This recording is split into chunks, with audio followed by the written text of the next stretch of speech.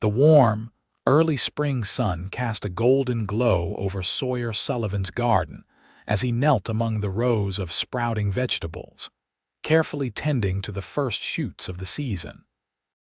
His weathered hands worked methodically through the soil when a flash of movement caught his eye. Someone was hunched over his prized tomato plants, hastily stuffing several ripe specimens into a worn-out satchel. It was 1878 in Roswell, New Mexico Territory, and food theft was no minor offense in these parts.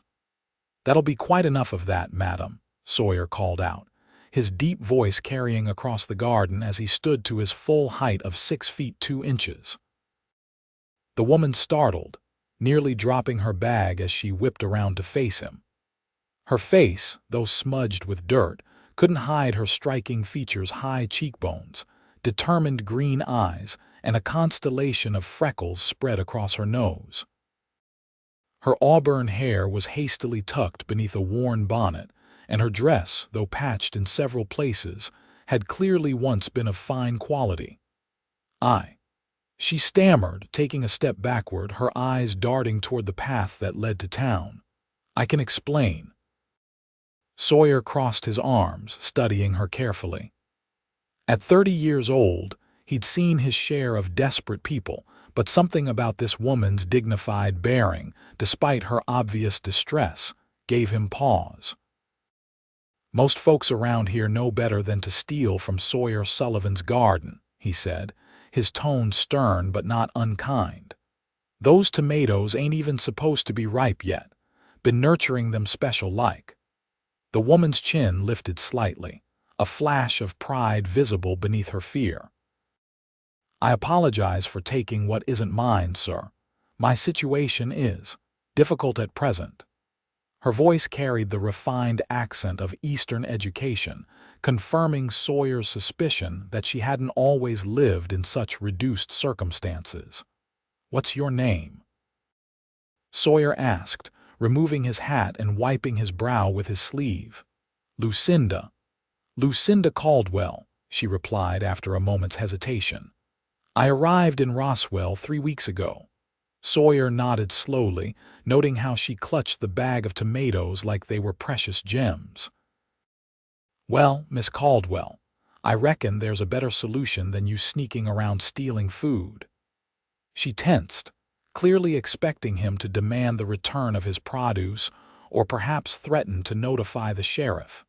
Instead, Sawyer gestured toward the neat rows of his garden. "Let me show you how to grow your own," he said simply. Lucinda blinked in surprise. Pardon me, you need food," Sawyer stated matter-of-factly. "I need help tending this garden. It's getting to be more than one man can handle, what with the ranch work and all. I can teach you how to grow these vegetables, and you can take home a fair share of what you help raise." Lucinda's eyes narrowed suspiciously. "Why would you help a thief, Mr. Sullivan?" Sawyer chuckled, the sound warm in the spring air. "Because I've been hungry before too, Miss Caldwell. And because those hands of yours, though they've seen better days, don't look like they belong to a common thief." He gestured to her fingers, which despite their current dirt-stained state, showed the long, elegant shape of someone more accustomed to playing pianos than digging in gardens. Lucinda began, but the rumbling of her stomach interrupted whatever pride might have caused her to refuse. "Come back tomorrow at sunrise," Sawyer said, turning back to his work. "We'll start with planting beans. They grow quick and hardy." "I still have your tomatoes," Lucinda reminded him, holding out the bag. Sawyer waved his hand dismissively. "Consider it an advance on your first day's work, but next time ask first."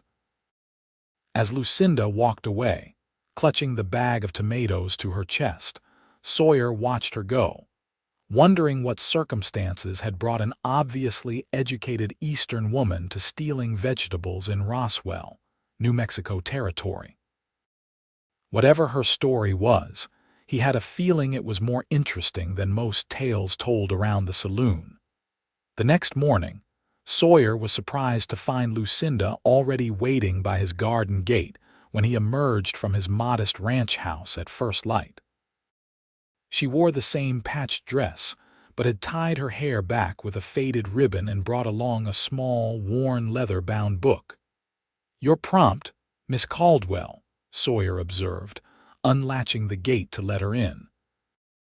"I've always believed that punctuality is a virtue, Mr. Sullivan," she replied, her voice betraying no hint of the desperation he'd witnessed yesterday. "And I pay my debts." Sawyer led her to a freshly turned section of earth at the edge of his garden. "Ever grown anything before?" he asked, handing her a small pouch of bean seeds. "My family had gardeners," Lucinda admitted, then added hastily, "but I've read extensively about botany and agriculture." She held up her book, which Sawyer now saw was titled Practical Gardening for Modern Households. He couldn't help but smile.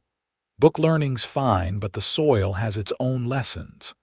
He knelt beside the prepared row and motioned for her to join him. "Here, I'll show you how deep to plant these beans." For the next hour, Sawyer taught Lucinda the basics of planting. Despite her initial awkwardness, she proved to be a quick learner, her slender fingers soon working confidently through the soil. When they finished with the beans, they moved on to lettuce seedlings, then to weeding around the young corn sprouts. As they worked, Sawyer observed her quietly. There was a story behind those green eyes, one of hardship recently encountered. Her hands, though becoming dirty with honest work, bore the faint calluses of someone who had played piano for many years. When she thought he wasn't looking, a profound sadness would cross her features, quickly masked when she noticed his attention. "You mind telling me how a lady with your education ended up stealing tomatoes in Roswell?" Sawyer finally asked as they paused to drink water from the well. Lucinda stiffened, the ladle halting midway to her lips. "It's not a pleasant tale, Mr. Sullivan. Few tales worth telling out here are," he replied, leaning against the well's stone edge. "But I reckon if we're to work together, I should know something of who you are." Lucinda sighed, setting down the ladle. "I came west from Boston following my father's death 6 months ago. He left substantial debts I was unaware of, and our home and possessions were seized. I had a fiancée who—" her voice hardened, "who promptly decided a penniless wife was not to his liking." "So you came west," Sawyer prompted when she fell silent. "I had an uncle in Santa Fe. I traveled there only to discover he had died the previous winter. With my funds depleted, I made my way to Roswell, hoping to find work as a teacher or governess." She gave a bitter laugh. "It seems, however, that there is little demand for a music teacher in a frontier town." "And no family back east to help," Lucinda shook her head. "My mother died when I was young. I was an only child, and my father's siblings have troubles enough of their own." Sawyer nodded thoughtfully. "Where are you staying now?" "Mrs. Hatcher at the boarding house allowed me to work cleaning rooms in exchange for a small attic space," Lucinda explained. "But it doesn't include meals, hence my desperate action yesterday." "Well," Sawyer said, straightening up, "seems like this arrangement might benefit us both then. You help me tend this garden and you'll have fresh vegetables for your table. And perhaps—" he glanced toward the main house, "perhaps there might be other work around the ranch from time to time." Gratitude flashed across Lucinda's face before pride reasserted itself. "I don't accept charity, Mr. Sullivan." "It's not charity when both parties benefit, Miss Caldwell," Sawyer replied firmly. "Now, let me show you how to properly stake these tomato plants." Over the next 2 weeks, Lucinda came to Sawyer's garden every morning at sunrise. Her initial awkwardness with the physical labor soon gave way to surprising competence. The garden flourished under their joint care, and Sawyer found himself looking forward to their morning conversations. He learned that Lucinda had been educated at one of Boston's finest ladies' academies, was an accomplished pianist, spoke passable French, and had a remarkable knowledge of literature. In turn, she discovered that beneath Sawyer's rugged exterior lay a thoughtful mind. He'd come to New Mexico territory 15 years earlier, as a young man of 15, working cattle drives, before saving enough to purchase his small ranch. Though largely self-educated, he maintained a modest library and subscribed to newspapers from as far away as Chicago and San Francisco. One morning in late April, Sawyer arrived at the garden to find Lucinda already hard at work, her face flushed with excitement. "Look, Mr. Sullivan," she called, pointing to the bean rows they had planted together. Tiny green shoots had pushed through the soil overnight, reaching hopefully toward the sun. "Well now," Sawyer said, kneeling to examine the sprouts. "Those are some fine-looking beans. You've got a way with plants, Miss Caldwell." "We did it together," Lucinda corrected him, and Sawyer noticed that for the first time since he'd met her, her smile reached her eyes. "Indeed we did," he agreed, inexplicably pleased by the simple joy on her face. "Tell you what, this calls for a proper breakfast. I've got fresh eggs and some bacon. Would you join me?" Lucinda hesitated only briefly before nodding. "I would like that very much." Inside Sawyer's modest home, Lucinda took in the surprisingly comfortable surroundings. Though simply furnished, the main room was clean and orderly, with a small bookshelf containing well-worn volumes. A piano stood against one wall, its surface slightly dusty from disuse. "You play?" Lucinda asked, surprised. "My mother taught me the basics before she passed," Sawyer explained as he stoked the kitchen stove. "Can't claim to be any good, but I find it soothing sometimes." "May I?" Lucinda asked, gesturing toward the instrument. Sawyer nodded, cracking eggs into a cast-iron skillet. "Be my guest." Lucinda sat at the piano bench, running her fingers lightly over the keys before beginning to play. The melody that filled the room was gentle and wistful, bringing an immediate warmth to the cabin that had nothing to do with the stove's heat. Sawyer paused in his cooking, transfixed by the transformation in Lucinda as she played. Gone was the guarded, proud woman he'd come to know. In her place sat someone transported, her eyes closed, her body swaying slightly with the music, her face expressing emotions he hadn't seen her reveal before. When the final notes faded, Sawyer realized he'd been holding his breath. "That was beautiful," he said simply. Lucinda's cheeks colored slightly. "Thank you. It's been too long since I played. Mrs. Hatcher doesn't have an instrument. Feel free to use mine whenever you like," Sawyer offered, returning his attention to the sizzling bacon. "Seems a shame to let talent like yours go to waste." They ate breakfast together, the conversation flowing easily between them.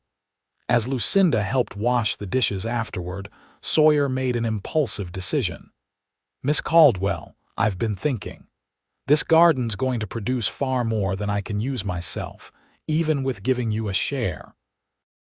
I was wondering if you might be interested in selling some of the excess in town." Lucinda looked up from the plate she was drying. "Selling it? Mrs. Turner at the general store often buys fresh produce to resell. And the hotel kitchen, too. We could split the profits, might help with your situation." Hope flickered in Lucinda's eyes. "You would do that?" "Like I said before, it benefits us both," Sawyer replied. "Besides, I've never had much head for business. Something tells me you might be better at that part than I am." For the first time since they'd met, Lucinda laughed, a genuine sound of delight that transformed her face and caught Sawyer completely off guard. He found himself staring, suddenly aware of how the morning sunlight through the window caught in her auburn hair. "Mr. Sullivan," she said, still smiling, "I believe you have yourself a business partner." The following weeks brought a new rhythm to Sawyer's life. Each morning, he and Lucinda would work in the garden together, tending the growing plants with care. After the garden work, Lucinda would often stay to help with other ranch chores, proving surprisingly capable at collecting eggs from the chickens, and even learning to milk Sawyer's 2 dairy cows. By mid-May, the garden was flourishing beyond Sawyer's expectations. The first vegetables were ready for harvest, and true to his word, Sawyer hitched up his wagon one morning to take Lucinda into Roswell with their inaugural offering to the merchants. Mrs. Turner at the general store was initially skeptical when Lucinda approached her with baskets of fresh lettuce, radishes, and early peas. "Don't usually buy from women," the storekeeper said dubiously. "Perhaps you should consider the quality of the produce rather than the gender of the seller," Lucinda replied smoothly. "These vegetables were harvested just this morning from Mr. Sullivan's garden. I believe your customers would appreciate such freshness." Mrs. Turner's eyebrows rose at the mention of Sawyer's name. She glanced out the window where Sawyer waited with the wagon. "Sullivan's involved in this, is he? We're business partners," Lucinda explained. "I help tend the garden and we share the proceeds." Something in Mrs. Turner's expression shifted as she looked back and forth between Lucinda and Sawyer. "Business partners, Well, I suppose I could take the lot for $3. $5, Lucinda countered without hesitation. "These are premium vegetables, Mrs. Turner, and you know it." Sawyer, watching through the store window, couldn't help but admire Lucinda's composure as she negotiated. The Boston lady might have fallen on hard times, but she clearly hadn't lost her nerve. After several minutes of haggling, Lucinda emerged from the store with $4 and a satisfied smile. "She'll take everything we brought today, and she's interested in regular deliveries," she announced triumphantly. Their next stop was the Roswell Hotel, where the head cook, a burly man named Frank, was even more impressed with their offerings. "Been getting wilted greens shipped in from who knows where," he complained. "These look like something I could actually serve to paying customers." By midday, they had sold all their produce and earned a total of $7.50. "Not bad for our first venture," Sawyer commented as they headed back to the ranch. "It's a start," Lucinda agreed, carefully storing the money in a small pouch. "I believe we can do even better as more crops mature." Sawyer glanced at her, noting how the past few weeks of outdoor work had brought a healthy glow to her skin and a new confidence to her bearing. The desperate woman who had been stealing from his garden was transforming before his eyes into something else entirely, a determined, capable partner he was coming to respect more each day. "You know," he said thoughtfully, "there's a patch of land behind the chicken coop that would be good for strawberries. Folks in town would pay a premium for fresh berries."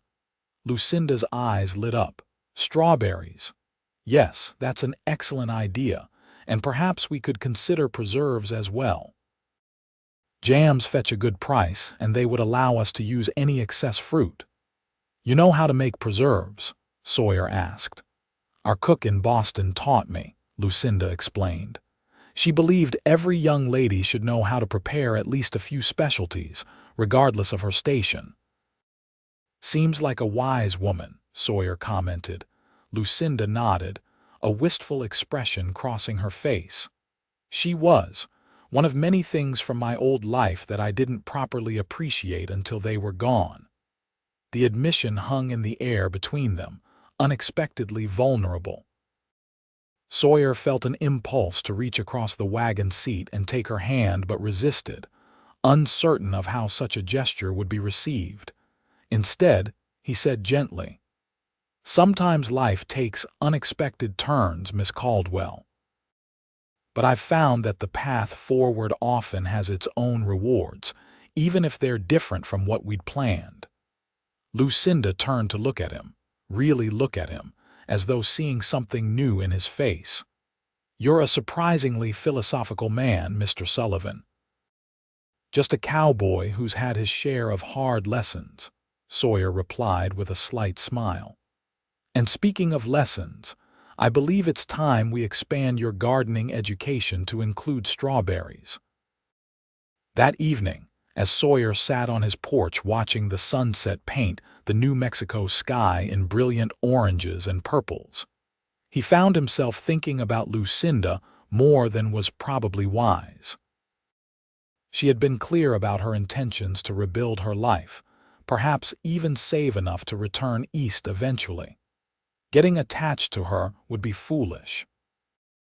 And yet, he couldn't deny the way his heart had lifted when she'd played his mother's piano, or how her laughter had become something he looked forward to each day. It had been a long time since Sawyer Sullivan had allowed himself to care deeply about anyone. The solitary life of a small rancher had suited him fine until now.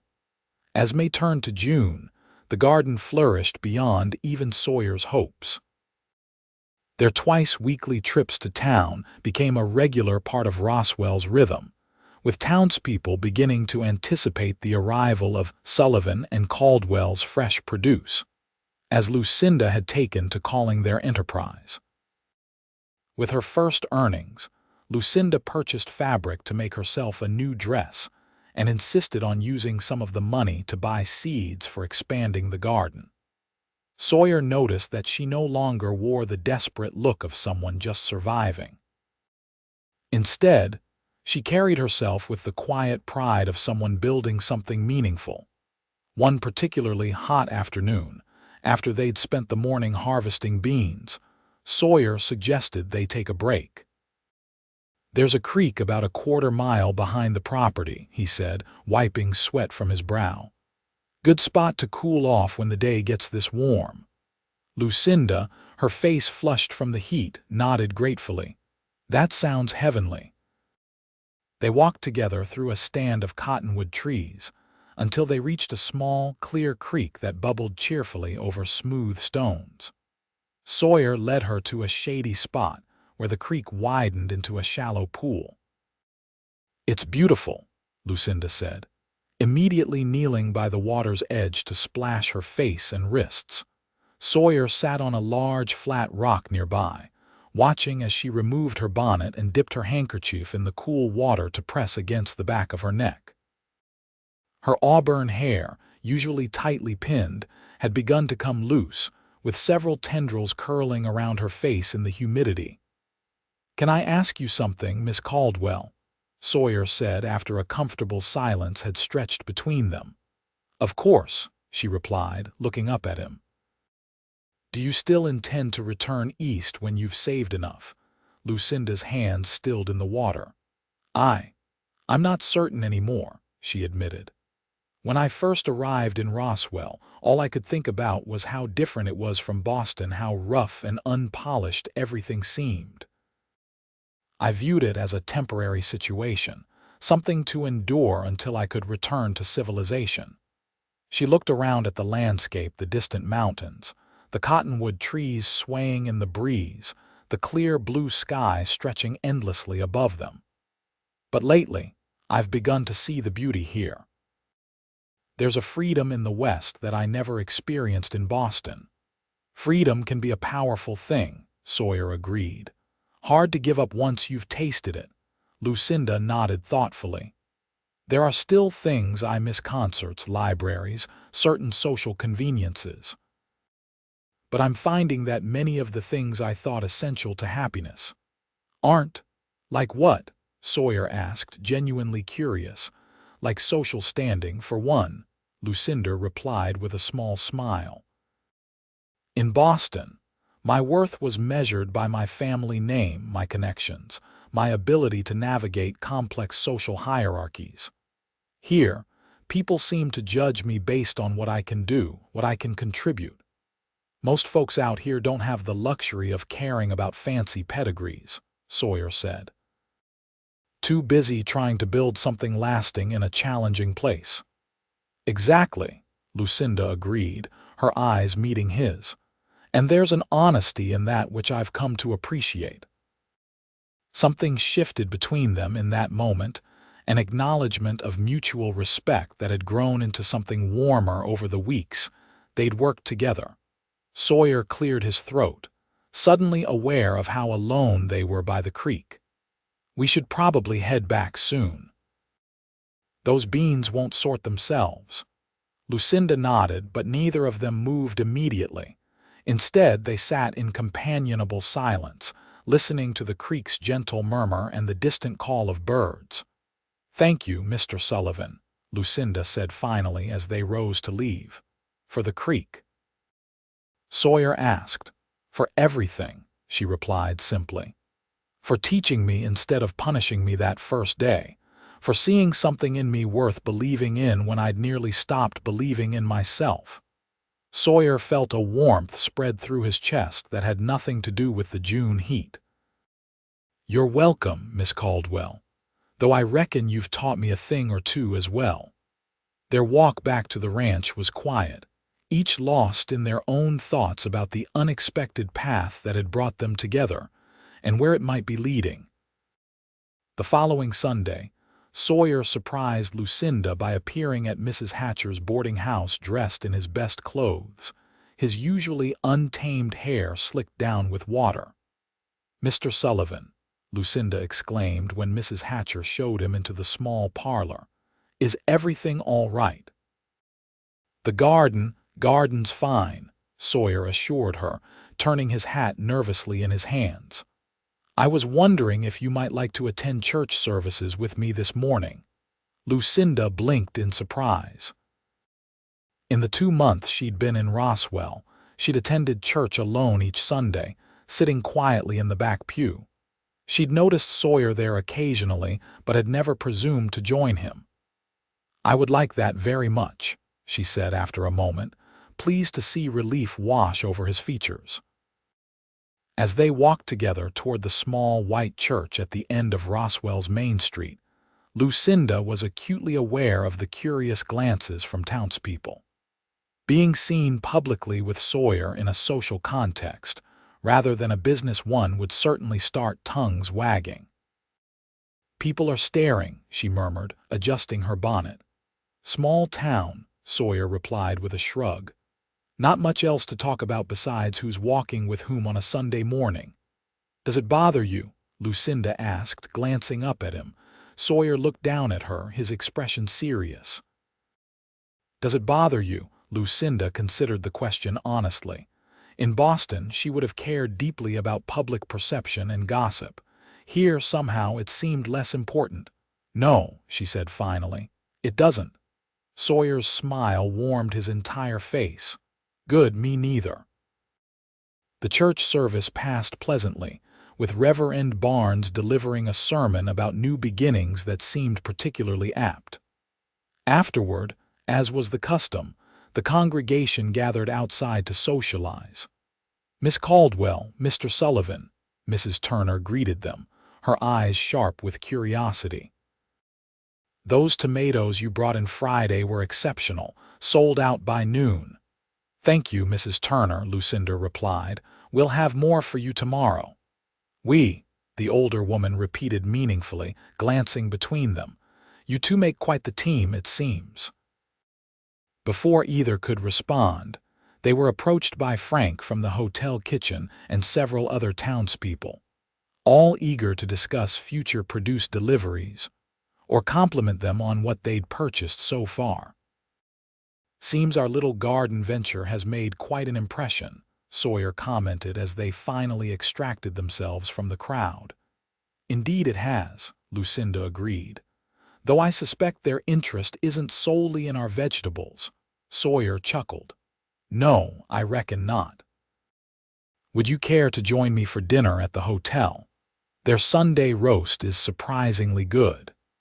The invitation caught Lucinda off guard. Their relationship had been evolving from reluctant business partners to friends, but this felt like something more, a proper social engagement. "I would be delighted," she said after a brief hesitation. The hotel dining room was nearly full when they arrived. but the hostess immediately led them to a small table near the window. Sawyer held Lucinda's chair for her, a gesture that reminded her of the formal manners of Boston gentlemen, though on him it seemed natural rather than affected. "I believe this is the first time we've dined together outside of your kitchen," Lucinda observed as they were served their meal. "First time I've worn this shirt in months, too," Sawyer admitted, tugging slightly at his collar. "Not much call for Sunday best when you're working cattle and gardens." "It suits you," Lucinda said before she could catch herself. "The color brings out your eyes." Sawyer's eyebrows rose in surprise at the compliment, and Lucinda felt heat rising to her cheeks. "I simply meant," she began. "Thank you," Sawyer interrupted gently. "And if I may say so, that blue dress is mighty becoming on you." Their eyes met across the table, and Lucinda felt a flutter in her chest that she hadn't experienced since she was a much younger woman. It was disconcerting and thrilling all at once. Their conversation over dinner flowed easily from business matters to books they'd both read to childhood memories. Lucinda found herself laughing more than she had in years, as Sawyer recounted tales of his early days learning to rope cattle. "I was the sorriest excuse for a cowhand you ever saw," he admitted with a self-deprecating smile. "First time I tried to lasso a steer, I somehow managed to rope myself instead. The other men wouldn't let me live it down for months." "And yet here you are with your own ranch," Lucinda pointed out. "Clearly you persevered." "Had no choice," Sawyer said simply. "When you know what you want, you find a way to make it happen, no matter how many times you fall on your face getting there." "Is this what you wanted?" Lucinda asked. "This life in Roswell," Sawyer considered the question thoughtfully. "Parts of it. The land, yes. The independence, building something with my own hands." He paused, his expression growing more serious. "But I always figured there'd be a family too eventually, children running around the place. Someone to share it with when the day's work was done." The admission hung in the air between them, unexpectedly intimate. "What about you?" Sawyer asked after a moment. "Before everything changed, what did you want from life?" "The expected things," Lucinda replied, her fingers tracing the rim of her water glass. "A suitable marriage, a comfortable home, children. Music was my passion, but it was understood that it would remain a private accomplishment, not a public one." "And now?" Lucinda looked up, meeting his gaze directly.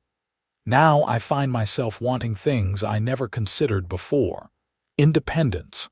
The satisfaction of creating something with my own hands, making my own decisions rather than having them made for me." "Sounds like freedom to me," Sawyer observed. "Yes," Lucinda agreed softly. "I suppose it is." As they walked back to Mrs. Hatcher's boarding house in the gathering dusk, their hands brushed accidentally. Instead of pulling away, Sawyer gently took Lucinda's hand in his. She glanced up at him, surprised but not displeased, and allowed her fingers to remain entwined with his. No words were exchanged about this new development, but something had undeniably shifted between them. When they reached the boarding house, Sawyer released her hand reluctantly. "Thank you for joining me today, Miss Caldwell," he said formally, though his eyes conveyed something far less formal. "Thank you for asking me, Mr. Sullivan," she replied, equally proper. Then, gathering her courage, she added, "Perhaps you might call me Lucinda when we're not conducting business." Sawyer's smile illuminated his face. "I'd like that very much. Lucinda, and I'm Sawyer when we're not being proper business partners." "Sawyer," she repeated, liking the way his name felt on her lips. "Good night." "Good night, Lucinda," he replied, his voice warm in the evening air. "I'll see you tomorrow at sunrise."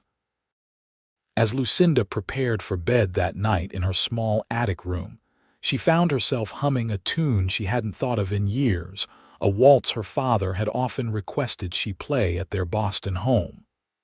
For the first time since his death, the memory brought a smile rather than pain. Life in the New Mexico territory was nothing like she had expected when she'd arrived desperate and alone. And Sawyer Sullivan was unlike any man she had known in Boston, straightforward, where they had been calculating, genuine where they had been artificial, kind where they had been merely polite. She found herself wondering what her father would have thought of him. The successful Boston businessman would likely have been horrified at first by Sawyer's rough edges and lack of formal education. But her father had also valued character above all else, and in that regard, she believed he would have eventually approved.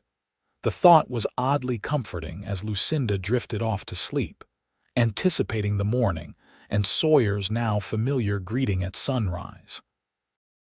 July brought intense heat to the New Mexico territory, but the garden thrived under their careful tending.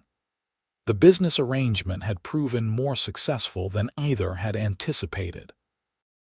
Word had spread to neighboring homesteads, and even to the military personnel stationed at nearby Fort Stanton, who now made special trips to Roswell on market days to purchase Sullivan and Caldwell produce. With her portion of the profits, Lucinda had been able to move from Mrs. Hatcher's attic room to a small but private cabin at the edge of town. She had furnished it simply but comfortably, taking particular pride in the used upright piano she'd purchased from a family heading back east.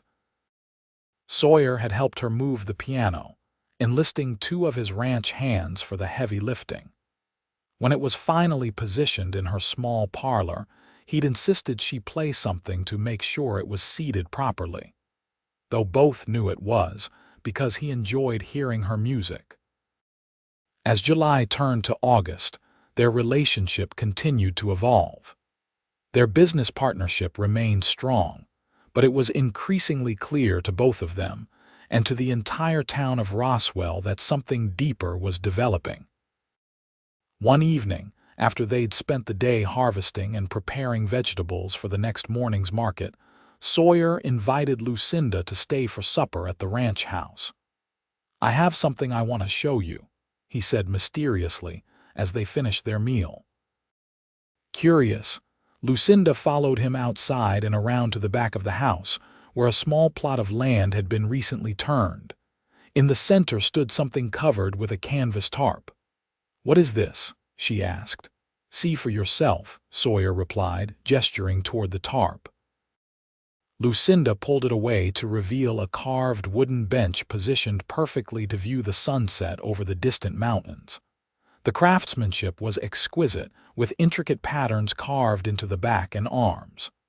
"Did you make this?" she asked in amazement. Sawyer nodded, suddenly looking uncertain. "Been working on it evenings for a few weeks now.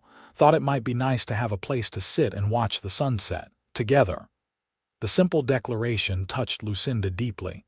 "It's beautiful, Sawyer, truly beautiful." "There's something else," he said, reaching into his pocket. He withdrew a small, worn book. "Found this in Santa Fe last month when I went for supplies. Thought you might like it." Lucinda accepted the book, gasping softly when she read the title, "Modern Compositions for Piano." She opened it carefully to find sheet music for pieces she'd never seen before. "How did you know?" she asked, deeply moved by his thoughtfulness. "You mentioned once that you missed having new music to play," Sawyer explained, looking pleased by her reaction. "Figured this might give you something fresh to work on." Impulsively, Lucinda stood on tiptoe and pressed a kiss to his cheek. "Thank you. For everything." Sawyer's hand came up to gently touch her face, his calloused fingers surprisingly tender against her skin. "Lucinda," he said softly, "I never expected to find someone like you stealing tomatoes from my garden." She laughed softly. "And I never expected the man who caught me would change my life so completely."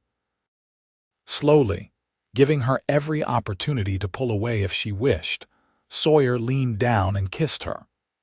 It was a gentle, questioning kiss at first, but when Lucinda's arms wound around his neck in response, it deepened into something more certain. When they finally parted, both slightly breathless, the sun was setting in earnest, painting the sky in brilliant hues of gold and crimson. "Maybe we should try out that bench," Sawyer suggested, his voice slightly husky.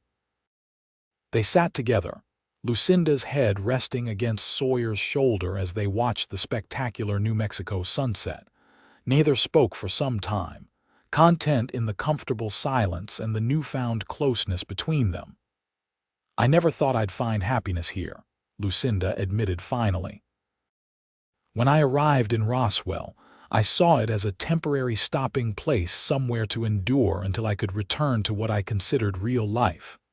Sawyer's arm tightened slightly around her shoulders. "And now I can't imagine being anywhere else," she said honestly. "This place, this life. It suits me in ways I never expected." Sawyer turned to look at her, his expression serious. "And does us suit you too?" Lucinda met his gaze steadily. "Very much so, more than I have words to express." Relief and joy spread across Sawyer's features. "Good. Because I'm fairly certain I'm falling in love with you, Lucinda Caldwell." The declaration, though not entirely unexpected given recent developments, still sent Lucinda's heart racing. "And I with you, Sawyer Sullivan, which is quite remarkable, considering how we met." Sawyer laughed, the sound warm in the gathering twilight. "Best tomato thief I ever caught, that's for certain." As August turned to September, Sawyer and Lucinda's relationship became the talk of Roswell. They made no secret of their feelings, attending church together each Sunday and often taking evening walks through town. When the harvest moon rose full and bright over the territory, Sawyer invited Lucinda to a community dance being held in the town hall. Lucinda had hesitated initially. "I haven't danced in public since Boston," she admitted. "Do they dance differently there?" Sawyer teased. "No, but people will talk." Sawyer's expression grew serious.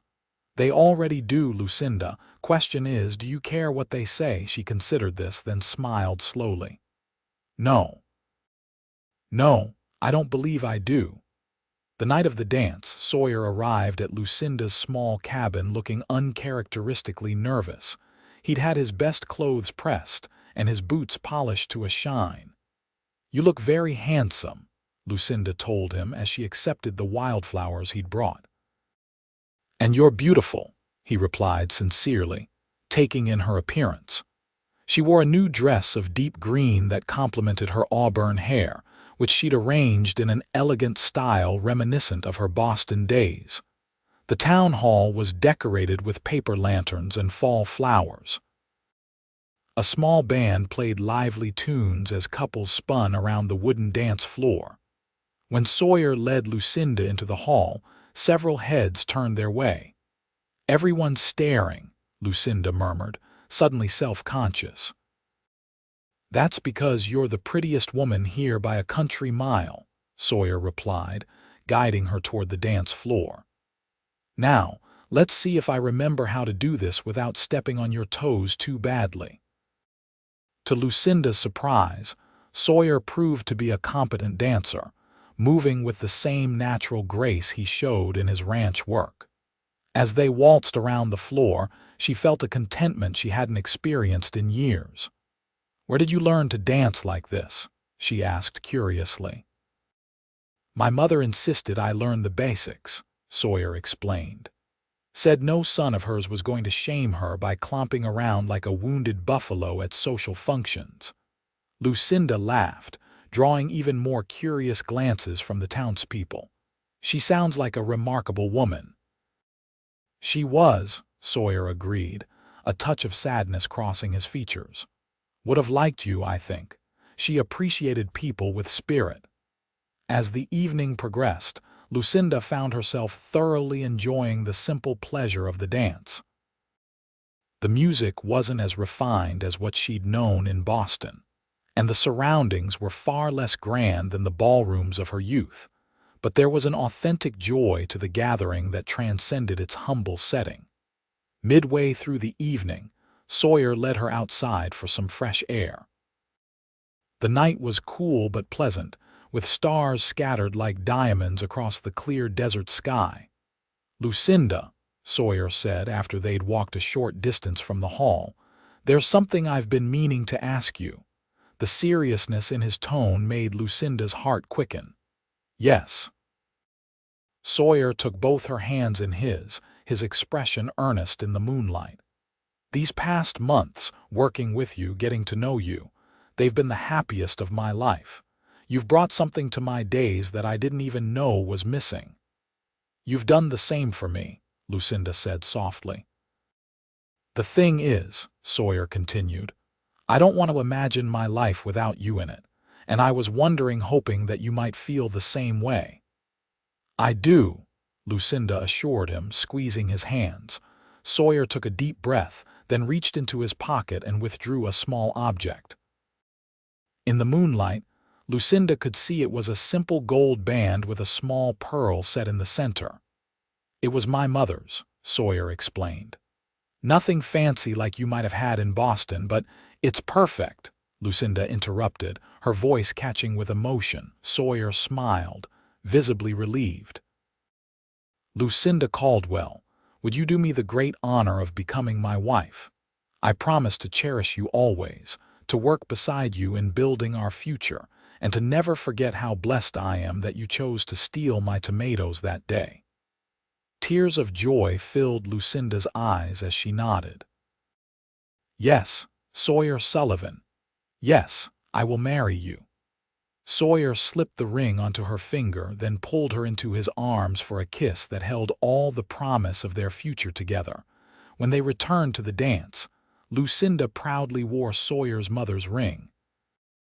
The news spread quickly through the gathering, with many of the townspeople coming forward to offer congratulations. "Well, I never," Mrs. Turner exclaimed, examining the ring. "Sullivan finally found himself a wife, and an Eastern lady at that. Who would have thought?" "I would have," Frank from the hotel kitchen declared. "Saw it coming the first time they delivered vegetables together. The way he looked at her when she was negotiating prices, man was already half in love and didn't even know it." Lucinda blushed at the frank assessment, but Sawyer just laughed and pulled her closer. "Reckon Frank's right," he admitted, "though I'd say it was at least 3/4, not half." As they danced the final waltz of the evening, Lucinda laid her head against Sawyer's chest, listening to the steady beat of his heart. "I never expected this," she murmured. "Expected what?" Sawyer asked, his chin resting gently atop her head. "Any of it. Coming west. Learning to garden.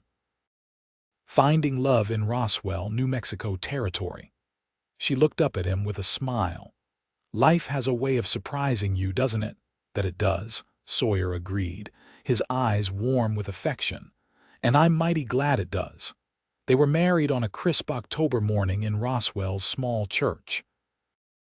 The ceremony was simple but heartfelt, with most of the town turning out to witness the union of the unlikely couple who had become a familiar and respected presence in their community.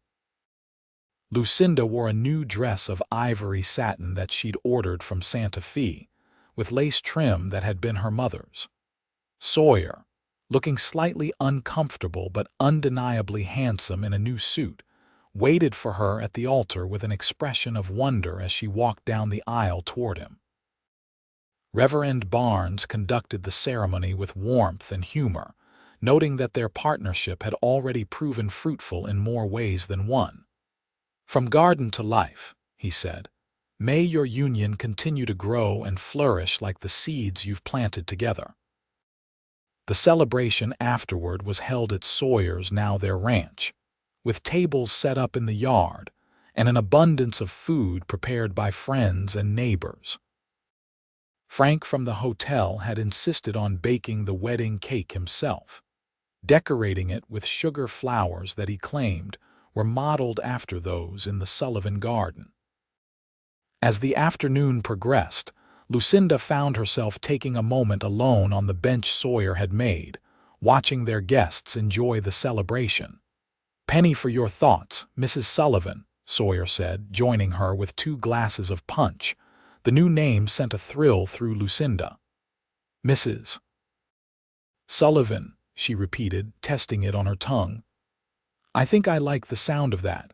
"Good," Sawyer replied, handing her a glass, "because I'm rather partial to it myself." They sat in companionable silence for a moment, observing the scene before them, townspeople mingling with ranch hands, children playing games in the yard, the community that had become their extended family. "You know," Lucinda said thoughtfully, "when I was a girl in Boston, I had very specific ideas about what my wedding would be like. There would be hundreds of guests in formal attire, an orchestra, crystal chandeliers, imported champagne." Sawyer glanced around at their modest celebration. "Sorry it couldn't be more like what you imagined." Lucinda turned to him with a smile, touching his face gently. "Don't be. This is so much better than anything I could have imagined then. It's real. These people truly care about us. And I have something no Boston society wedding could have given me." "What's that?" Sawyer asked. "A husband I genuinely love with all my heart," Lucinda replied simply. "One who loved me when I had nothing to offer but myself." Sawyer's eyes grew suspiciously bright as he leaned in to kiss her. "You've always had everything to offer, Lucinda. From the very first day, even covered in garden dirt with stolen tomatoes in your hands." Their kiss was interrupted by Mrs. Turner loudly clearing her throat. Now, you two. Plenty of time for that later. Right now, Frank insists it's time to cut the cake, and you know how he gets about his baking." Laughing, they rejoined their guests, hand in hand as they prepared to begin their new life together. The years that followed brought changes both expected and surprising to the Sullivan Ranch. The garden business continued to thrive, expanding to include a small orchard of apple and peach trees that Lucinda had insisted would grow well in the New Mexico climate, despite Sawyer's initial skepticism. As usual, she had been right. Their home expanded too, with Sawyer adding rooms to accommodate their growing family. 11 months after their wedding, Lucinda gave birth to their first child, a son they named Thomas after Sawyer's father. 2 years later, they welcomed a daughter, Eleanor, named for Lucinda's mother. The piano remained a central fixture in their home, with Lucinda teaching both children to play as soon as their small fingers could reach the keys. In the evenings, after the day's work was done, the sound of music often drifted across the ranch, drawing visitors who claimed they'd just been passing by, but who always seemed to arrive just as Lucinda was beginning her informal concerts. Sawyer proved to be a devoted father, teaching Thomas and Eleanor the same skills he'd once taught Lucinda: how to tend plants, how to understand the rhythms of the land, how to build something lasting with their own hands. Lucinda, in turn, ensured they received an education that combined the best of her Eastern background with the practical knowledge needed for life in the territory. On the 5th anniversary of the day they'd met, Sawyer surprised Lucinda by taking her to the exact spot in the garden where he'd caught her stealing tomatoes. "Remember this?" he asked, gesturing to the now expanded garden that had been the foundation of their partnership. "How could I forget?" Lucinda replied with a laugh. "I was terrified you were going to have me arrested. And I was puzzled why a lady with your obvious breeding was reduced to stealing vegetables," Sawyer recalled, slipping an arm around her waist. "Life takes unexpected turns," Lucinda said, leaning against him. "Thank goodness it does." Sawyer nodded toward the thriving garden before them. "You know, when I said let me show you how to grow your own, I never imagined we'd end up growing all of this together.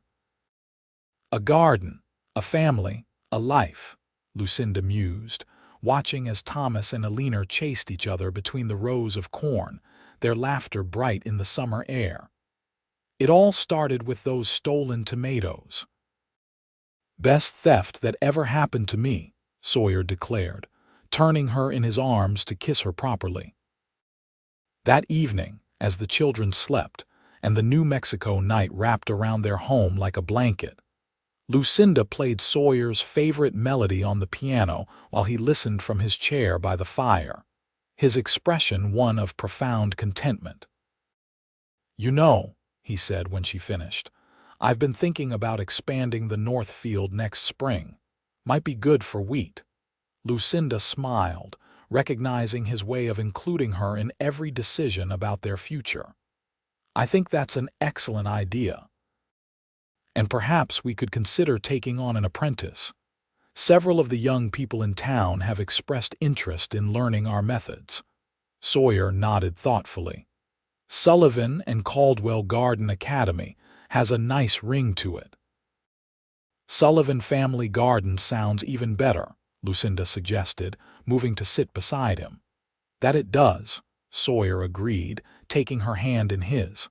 "That it certainly does." As they sat together planning their future, Lucinda reflected on the journey that had brought her to this moment. The desperate young woman who had fled Boston after losing everything would never have imagined finding such fulfillment in a place so far from the life she'd known, or with a man so different from those she'd been raised to consider suitable. Yet here she was, deeply in love with her cowboy husband, mother to 2 beautiful children, respected in her community, and partner in a thriving enterprise born from an act of desperation and an act of kindness. "Penny for your thoughts?" Sawyer asked, noticing her pensive expression. Lucinda squeezed his hand. "I was just thinking about how sometimes the worst moments of our lives can lead us exactly where we're meant to be." Sawyer nodded in understanding. "Like a garden after a storm, the rain may beat down the plants, but without it, they couldn't grow." "Precisely," Lucinda agreed, once again struck by the simple wisdom that was so characteristic of her husband. "And our garden has grown more beautiful than I ever could have imagined." Outside their window, the stars shone brightly over the New Mexico territory, illuminating the land that had become their home, a place where stolen tomatoes had led to a harvest of love that would sustain them for all the seasons of their lives together.